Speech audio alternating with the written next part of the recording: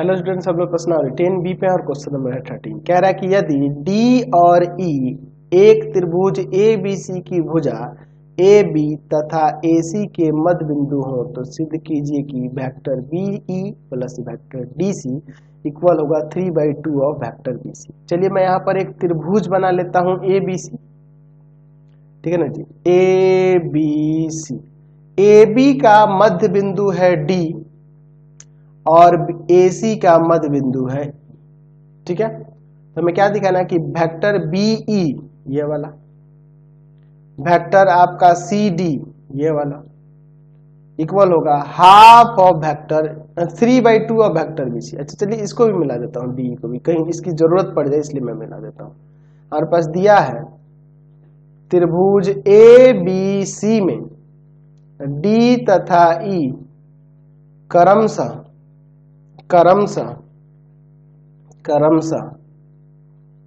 AB तथा AC के मध्य बिंदु है, ये हमारे पास दिया हुआ है, ठीक है ना जी। तो सिद्ध करना है,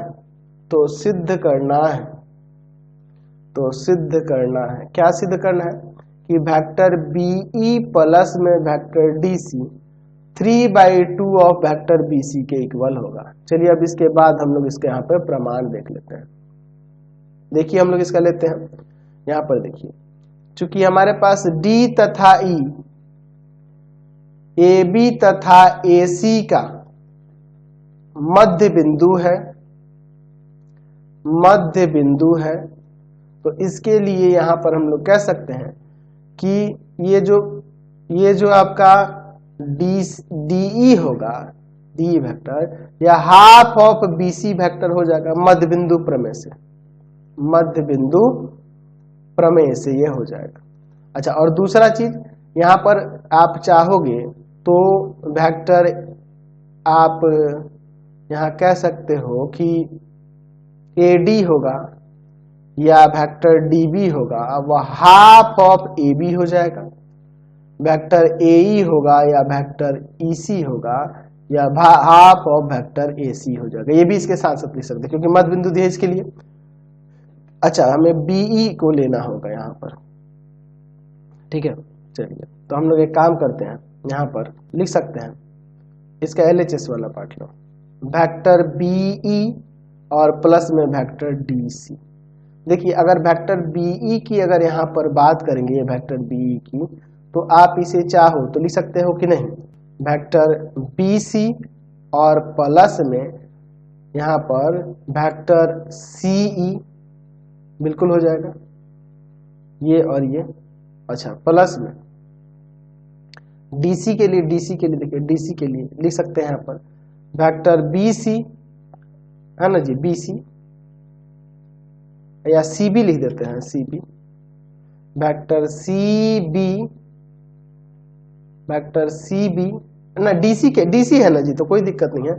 वेक्टर यहाँ पर हो जाएगा, ये DC है तो यहाँ पर हो जाएगा वेक्टर आपका DB और प्लस में वेक्टर BC, DB और प्लस में BC। अब देखिए BC यहाँ पे हो जाएगा 2 वेक्टर BC। अच्छा, CE जो होगा CE देखिए यहाँ पर किसके इक्वल है, यहाँ पर CE है, CE यहाँ पर EC है, ये CE है तो इसे EC करने के लिए माइनस कर देते हैं, माइनस ऑफ EC। और DB इसमें तो है, ये तो हाफ ऑफ वेक्टर AB हो जाएगा। चलिए 2 times of vector BC minus EC की जगह पे यहाँ पे हाफ ऑफ AC हो जाएगा कि नहीं, और हाफ ऑफ वेक्टर AB। चलिए 2 वेक्टर BC, इसमें से -1/2 कॉमन करेंगे तो वेक्टर AC माइनस में वेक्टर AB आ जाएगा। तो वेक्टर AC में से AB सब्ट्रैक्ट करेंगे तो वेक्टर में BC नहीं मिल जाएगा, क्योंकि यहाँ पर हम लोग बात करेंगे तो AB plus BC vector AC के इक्वल होगा। यहाँ पे देख लीजिए vector AB plus vector BC vector AC के इक्वल होगा त्रिभुज के नियम से, यानी कि वेक्टर BC किसके इक्वल होगा, AC माइनस वेक्टर AB के इक्वल, ठीक है ना, AC माइनस AB के इक्वल। तो दैट मींस यहाँ पे 2 of vector BC minus half by two of vector B C हो जाएगा। तो इसको सब्ट्रैक्ट करेंगे तो यहाँ पे 3/2 वेक्टर बी सी नहीं आ जाएगा, बिल्कुल आ जाएगा, आपका RHS आ जाएगा। चलते हैं अब नेक्स्ट क्वेश्चन पे। नेक्स्ट क्वेश्चन देखिए 14 नंबर, ABCDEF एक सम षटभुज है जिसमें ए पर vector AB, vector AC, vector AD, vector AE तथा वेक्टर AF बल कार्य करते हैं। तो सिद्ध कीजिए कि उनका परिणाम यानी इन सब का सम जो होगा 3 टाइम्स ऑफ वेक्टर AD के इक्वल होगा। तो चलिए मैं यहाँ पर पहले सम षटभुज बना लेता हूँ, ठीक है ना जी। आपका सम षटभुज हो गया, इसमें ऑल साइड सभी भुजाएं क्या होंगी, बराबर होंगी, ये तो आपको पता है। ABCDEF। अच्छा, इसमें ए पर क्या कह रहा है कि vector AB, vector AC, vector AD है ना जी, वेक्टर AD और वेक्टर आपका AE और वेक्टर AF ये कार्य कर रहे हैं बल। हमारे पास क्या दिया है यहाँ पर, देखिए दिया क्या है, दिया है आपके पास कि ABCDEF एक समषटभुज है, समषटभुज है जिसमें A पर vector AB, vector AC, vector AD, vector AE तथा वेक्टर AF बल कार्य कर रहे हैं, कार्य करते हैं। तो यहां पर हमारे पास दिया है कि वेक्टर AB, तो सिद्ध करना है इसमें, यही ना हमें सिद्ध करना है, परिणामी जो होगा 3 टाइम्स ऑफ वेक्टर AD होगा। तो सिद्ध करना है, तो सिद्ध करना है कि वेक्टर AB प्लस में वेक्टर AC प्लस में वेक्टर AD प्लस में वेक्टर AE और प्लस में वेक्टर AF, ये टोटल मिलाकर जो परिणामी बल होगा वो 3 टाइम्स ऑफ वेक्टर AD के इक्वल होगा। चलिए तो अब इसका यहाँ पर प्रूफ देखते हैं, प्रमाण देखते हैं। तो हम लोग इसका LHS वाला पार्ट लेते हैं, वेक्टर AB प्लस में वेक्टर AC प्लस में वेक्टर AD प्लस में वेक्टर AE और प्लस में वेक्टर AF, ठीक है ना जी। अब इसके बाद देखिए AB वेक्टर जो है ना, AB वेक्टर ये वाला, ये वेक्टर ED के इक्वल हो जाएगा कि नहीं। तो यहाँ पे हम लोग वेक्टर AB को हटाकर यहाँ पर वेक्टर ED ही ले लेते हैं। AC वेक्टर को ऐसे ही लिख देते हैं, AD को भी ऐसे ही लिख देते हैं, AF भी ऐसे लिख देते हैं, AE है ना जी, AE को ऐसे लिख देते हैं। अच्छा, AF वेक्टर की बात करें, AF तो ये किसके इक्वल होगा, ये CD वेक्टर के इक्वल हो जाएगा कि नहीं, बिल्कुल हो जाएगा, वेक्टर CD के इक्वल। चलिए है ना, चाहो तो यहाँ पे लिख सकते हो कि चूंकि वेक्टर ED जो है ना इक्वल है वेक्टर AB के और वेक्टर AF जो होगा ना वह इक्वल होगा वेक्टर CD के, इसलिए मैंने यहाँ पे ऐसे लिख दिया। आप देखिए यहाँ पर मैं क्या करता हूँ कि वेक्टर AC को इस वाले और वेक्टर CD को एक साथ ले लेता हूँ, क्योंकि इन दोनों को लेने पे परिणामी वेक्टर हमें AD मिल जाएगा। अच्छा, और इसके बाद AD अकेले ऐसे रहने देते हैं, और फिर यहाँ पे देखो ED वेक्टर को है ना और प्लस में वेक्टर AE को, ये दोनों को एक साथ कर लेता हूँ और ये वेक्टर AD में ऐसे छोड़ देता हूँ। तो AC और CD, AC और ये CD मिलके वेक्टर AD के इक्वल हो जाएगा। ये दोनों भी मिलके देख लो ED और AE और ED मिलके वेक्टर AD के इक्वल हो जाएगा, और पहले से एक वेक्टर AD है, तो ये 3 टाइम्स ऑफ वेक्टर AD नहीं हो जाएगा, बिल्कुल हो जाएगा। यही हमें प्रमाणित करना था, हमने यहाँ पे दिखा दिया। चलते हैं नेक्स्ट क्वेश्चन पे। नेक्स्ट क्वेश्चन देखिए 15, यदि एक समषटभुज की 2 आसन्न भुजाओं से निरूपित सदिश वेक्टर A और वेक्टर B है तो क्रमशः अन्य भुजाओं से निरूपित सदिश क्या है, ये हमें बताना है। अच्छा, चलिए इसके लिए मैं यहाँ पे एक काम करता हूँ, यहाँ पर मैं एक समषटभुज ले लेता हूँ। चलिए मैं यहाँ पे मान लेता हूँ कि ABCDEF, माना ABCDEF एक समषटभुज है, एक समषटभुज है, समषटभुज है, ठीक है ना जी। अच्छा, जिसमें ये हम लोग 2 आसन्न भुजाएं कर रहे थे, वेक्टर AB ले लेते हैं और वेक्टर BC ले लेते हैं, है ना जी। चलिए ये वेक्टर A है और ये वाला वेक्टर B है, ठीक है, AB और BC। अब इसके बाद देखिए अन्य भुजाएं, तो यहाँ पर देखिए यहाँ पर ED जो होगा, ED वो तो वेक्टर AB के इक्वल हो जाएगा, यानी वेक्टर A हो जाएगा, ठीक है। या आप उसे ED ना लिखकर अगर आप DE लिखते हैं तो निगेटिव ऑफ वेक्टर ए हो जाएगा, तो डी ही लिखेंगे। अच्छा सी डी की बात करेंगे, सी डी की तो अभी तो उसका नहीं पता है, पहले अब इसके अपोजिट वाले ले लेते हैं। अगर हम लोग यहाँ पर एफ ई की बात करें, एफ ई की, तो वेक्टर बी सी के इक्वल होगा, यानी कि वेक्टर बी के इक्वल हो जाएगा। यानी कि अगर आप ई एफ लिखते हैं, सीधा करके इसको लिखते हैं, तो ये निगेटिव ऑफ वेक्टर बी हो जाएगा। तो ये देखिए, ये हमने निकाल दिया, इधर ऐसे अगर दिशा लेते हैं तो ये वेक्टर निगेटिव ऑफ ए, अगर इसकी ई एफ ऐसे लेते हैं इसकी दिशा, तो माइनस ऑफ वेक्टर बी। अच्छा, अब देखिए इसके बाद हम लोग क्या करते हैं, अब बाकी अन्य भुजाओं के लिए कौन कौन सी भुजा बनी, एक ये बच गई और एक ये बच गई, यही ना जी। चलिए, तो सी डी निकालने के लिए देखो ना, इसका हम लोग यहाँ पर इसके ए डायगोनल को मिलाते हैं, ठीक है ना जी। अच्छा, हमने ए से डी को मिला दिया। अच्छा, एक काम करते हैं, इसको भी आगे प्रोड्यूस कर दो इस तरह से, ठीक है, इसको भी आगे ऐसे प्रोड्यूस कर दो, ये ओ दे देते हैं। यहां जो देखिए ओ ए बी सी, ये एक समांतर चतुर्भुज हो जाएगा, ठीक है। विकर्ण ए डी बी ई तथा सी एफ ओ पर प्रतिच्छेद करते हैं ना जी। यहाँ पर देखिए आपका ओ ए बी सी एक समांतर चतुर्भुज होगा कि नहीं, समांतर चतुर्भुज दिख रहा है ना जी, समांतर चतुर्भुज है। तो इसमें आमने सामने की भुजाएं बराबर हो जाएंगी, आमने सामने की भुजाएं क्या हो जाएंगी, बराबर हो जाएंगी, है ना। और आपका दूसरा, अगर ओ बी सी डी एक समांतर चतुर्भुज है, ये भी आप यहाँ पे लिख सकते हैं, ये भी आपका समांतर चतुर्भुज है। चलिए, अब इसके बाद देखिए, तो यहाँ से अगर हम लोग वेक्टर OC की बात करें तो वेक्टर AB यानी वेक्टर A के इक्वल हो जाएगा, ये इसके वेक्टर A के। अच्छा, अगर हम लोग यहाँ पर OD की बात करें, वेक्टर OD की, तो वह वेक्टर BC के इक्वल हो जाएगा, यानी ये वेक्टर B हो जाएगा। तो अगर मुझे CD निकालना है तो यहाँ पे मैं देखूंगा कि अगर मैं OC में CD ऐड कर दूं तो वह OD के इक्वल हो जाएगा, त्रिभुज के योग नियम से, त्रिभुज का योग नियम से ये हो जाएगा, ठीक है ना जी। चलिए, तो यहाँ पर OC जो है हमने यहाँ पे दिखाया वेक्टर A। अच्छा, ये है CD हमें जो निकालना है, और OD जो है ये वेक्टर B है। तो यहाँ से वेक्टर CD किसके इक्वल हो जाएगा, तो vector B minus vector A के। तो ये CD निकल गया। अब हमें यहाँ पर FA भी चाहिए, ठीक है, FA। तो FA जो होगा या AF जो होगा, AF की अगर बात करें तो वो CD के इक्वल हो जाएगा, अपोजिट साइड है, यानी कि आप लिख सकते हैं AF इक्वल टू में vector B minus vector A। लेकिन हमें AF नहीं FA चाहिए, तो इसका निगेटिव कर देंगे, यानी कि प्लस में वेक्टर A और माइनस में वेक्टर B हो जाएगा। देयरफॉर हमने क्या क्या निकाल दिया, CD निकाला, CD हमने निकाला है कितना, vector B minus vector A।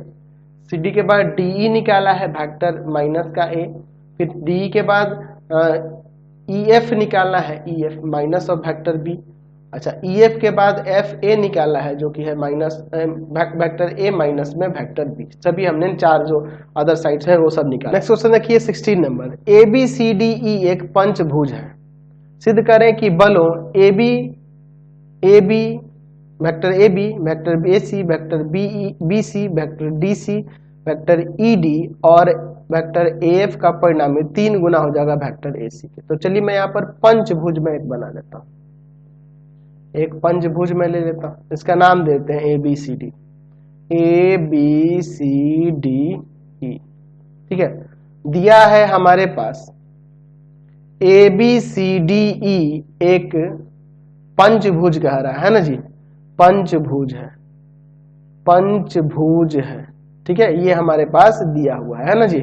चलिए तो देखते हैं, तो सिद्ध करना है, क्या सिद्ध करने के लिए कह रहा है कि vector AB, vector AE, vector BC, vector DC और वेक्टर है फिर उसके बाद ED और वेक्टर AC, इन सब का परिणामी 3 टाइम्स होगा वेक्टर AC के। तो चलिए अब हम लोग इसका यहाँ पर प्रमाण देखते हैं, ठीक है ना जी। चलिए यहाँ पर देखिए, vector AB plus vector LHS ले लेते हैं, LHS वेक्टर AB प्लस का वेक्टर AE प्लस में वेक्टर BC प्लस में वेक्टर DC प्लस में वेक्टर ED प्लस में वेक्टर AC। अच्छा देखो यहाँ पर अगर हम लोग देखें, अगर AB और BC को देखा जाए तो ये दोनों मिलके यहाँ पर AC वेक्टर हो जाएगा कि नहीं? तो उन दोनों को एक साथ ले लेते हैं, वेक्टर AB प्लस का वेक्टर BC, ये AC मिल जाएगा, एक AC है ही। अच्छा अब बाकी देखते हैं, यहाँ पे वेक्टर AE है, DC है और ED है। तो एक काम करते हैं, इसमें इन तीनों को देखिए, AE और आपका DC और ED, ठीक है ना? तो AE और ED को एक साथ रखते हैं, AE वेक्टर और प्लस में आपका ED वेक्टर को एक साथ, और DC को अभी अलग रखते हैं, और फिर मैं वेक्टर AC ऐसे कर देता हूं। तो ऐसा क्यों? AB और ED को जब लेंगे ना एक साथ तो ये AD के इक्वल हो जाएगा, है कि नहीं? चलिए तो यहाँ AB और BC मिलके ये वेक्टर AC हो जाएगा। अच्छा वेक्टर AE और ED मिलके यहाँ पे वेक्टर AD हो जाएगा, और प्लस में वेक्टर DC और प्लस में वेक्टर AC। तो अब देखिए इन दोनों को एक साथ, AD और DC को, वेक्टर AD और प्लस में DC, ये मिलके AC नहीं हो जाएगा? तो चलिए यहाँ पे ये वेक्टर AC है, ये भी वेक्टर AC हो जाएगा, और ये वेक्टर AC पहले से ऑलरेडी है। तो 3 टाइम्स ऑफ वेक्टर AC, यही ना मैं प्रूव करना था, ये हमने RHS ला दिए, प्रमाणित हो गए। चलते हैं नेक्स्ट क्वेश्चन पे। नेक्स्ट देखते हैं 17 नंबर, ABCD एक चतुर्भुज है और AC तथा BD इसके विकर्ण है, तो सिद्ध करना है कि vector AB plus DC equal होगा वेक्टर AC प्लस DB के। चलिए तो मैं यहाँ पर एक चतुर्भुज बना लेता हूँ, ठीक है ना जी? ये मैं यहाँ पर एक चतुर्भुज बना लेता हूँ, ठीक है? इसका नेम दे देता हूँ मैं यहाँ पर ABC और ये आपका D हो जाएगा, ठीक है? इसके विकर्ण कौन कौन से है जी? AC है और यहाँ पर BD है, ये हमारे पास दिया हुआ है, ठीक है? तो अब इसके बाद देखिए हम लोग क्या करते हैं, हम लोग लिख सकते हैं यहाँ पे कि दिया है ABCD एक चतुर्भुज है, AC तथा BD इसके विकर्ण है, ये दिया हुआ है, ठीक है ना जी? तो सिद्ध करना है, क्या सिद्ध करना है जी? कि वेक्टर AB प्लस का DC जो होगा वह AC प्लस के DB के इक्वल होगा, ठीक है ना जी? चलिए तो अब इसके बाद देखिए हम लोग इसका प्रमाण यहाँ पर देखते हैं, ठीक है ना जी? चलिए तो इसमें अगर हम लोग चले त्रिभुज ABC में, इन ट्रायंगल ABC में देखिए तो वेक्टर AB प्लस का वेक्टर BC जो होगा वह वेक्टर AC के इक्वल नहीं हो जाएगा। ये समीकरण एक ले लेते हैं, है ना जी? और त्रिभुज आप यहाँ पे ले लो, यहाँ पर हम लोग ले लेते हैं आपके इस वाले में चलेगा BCD में, BCD में, ठीक है ना जी? इस वाले त्रिभुज में अगर देखें तो हम लोग लिख सकते हैं यहाँ पर ये आपका BC प्लस का CB ये आपके DB के इक्वल हो जाएगा, जो इसमें RHS में दिया ना उसके अकॉर्डिंग चल रहा है, ये सेकंड इक्वेशन। अब इन दोनों को ऐड कर देते हैं ना जी? तो लिखते हैं समीकरण 1 तथा 2 को जोड़ने, समीकरण 1 तथा समीकरण 2 को जोड़ने पर देखिए क्या होता है। चलिए इनको जोड़ के देखते हैं क्या होता है, ठीक है? तो यहाँ पे देखिए वेक्टर AB प्लस में वेक्टर BC प्लस में वेक्टर DC और प्लस में वेक्टर CB इक्वल टू में वेक्टर AC प्लस का वेक्टर DB। चलिए वेक्टर AB, अच्छा BC को हम लोग CB लिख सकते हैं कि नहीं? निगेटिव ऑफ, चलिए प्लस में वेक्टर DC और प्लस में वेक्टर CB और इक्वल टू में वेक्टर AC प्लस का वेक्टर DB। तो देखिए ये इसी से कट जाएगा, तो हमें जो प्रूव करना था वेक्टर AB प्लस में वेक्टर DC इक्वल टू में वेक्टर AC प्लस में वेक्टर DB, यही ना लाना था, ये हमने प्रमाणित करके दिखा दिया, कोई दिक्कत नहीं है ना इसमें। चलिए आगे बढ़ते हैं। क्वेश्चन नंबर 18 देखिए, यदि त्रिभुज कह रहा है त्रिभुज ABC है और भुजा BC का मध्य बिंदु D है, तो सिद्ध करना कि vector AB plus vector AC 2 times होगा वेक्टर AD का। चलिए मैं यहाँ पे एक त्रिभुज ले लेता हूँ ABC, ठीक है? ABC एक त्रिभुज है जिसमें D कह रहा है BC का मध्य बिंदु है, ठीक है? चलिए हमारे पास क्या दिया है? त्रिभुज ABC में D भुजा BC का मध्य बिंदु है, ठीक है ना? ये दिया हुआ है। तो जब ये मध्य बिंदु है तो सिद्ध करने के लिए क्या कर रहा है? तो सिद्ध करना है तो सिद्ध करना है कि यहाँ ए बी वेक्टर प्लस में ए सी वेक्टर जो होगा वह 2 times of A D vector के बराबर होगा। तो चलिए अब हम लोग इसका यहाँ पर प्रमाण देखते हैं, ठीक है ना जी। चलिए अब देखिए हमारे पास यहाँ पर दिया है कि चूंकि डी त्रिभुज एबीसी में, देखिए त्रिभुज एबीसी में डी भुजा बीसी का मध्य बिंदु है, बीसी का मध्य बिंदु है, ये दिया है ना जी। चलिए तो यहाँ पे हमारा ये जो बीडी होगा वेक्टर बीडी, यह हाफ ऑफ वेक्टर बीसी हो जाएगा और वेक्टर डीसी भी जो है हाफ ऑफ वेक्टर बीसी हो जाएगा, बिल्कुल हो जाएगा। अब इसके बाद देखिए, चलिए या फिर हम लोग इसे ऐसे भी लिख सकते हैं कि यहाँ पर वेक्टर सी डी अगर लिखना चाहे तो negative of half of vector B C ऐसे लिख सकते हैं, बिल्कुल लिख सकते हैं ना जी, कोई दिक्कत नहीं है इसमें। चलिए अब इसके बाद हम लोग आगे देखते हैं। त्रिभुज ए बी डी में वेक्टर ए बी प्लस का वेक्टर बी डी इक्वल होगा वेक्टर ए डी के, त्रिभुज के योग नियम से, त्रिभुज का योग नियम, त्रिभुज के योग नियम से, ठीक है ना जी। इसको समीकरण 1। अब चलते हैं त्रिभुज ए सी डी में, यहाँ पर वेक्टर ए सी प्लस में वेक्टर आपका ये सी डी जो होगा ना वह इक्वल हो जाएगा वेक्टर ए डी के, ये समीकरण 2, ये भी त्रिभुज के योग नियम से, ठीक है ना जी। चलिए अब इन दोनों को जोड़ देते हैं, क्योंकि हमें जोड़ेंगे तभी ना ये मिलेगा, समीकरण 1 तथा 2 को जोड़ने पर, समीकरण 1 तथा समीकरण 2 को जोड़ने पर, ठीक है, जोड़ के देखते हैं क्या होता है।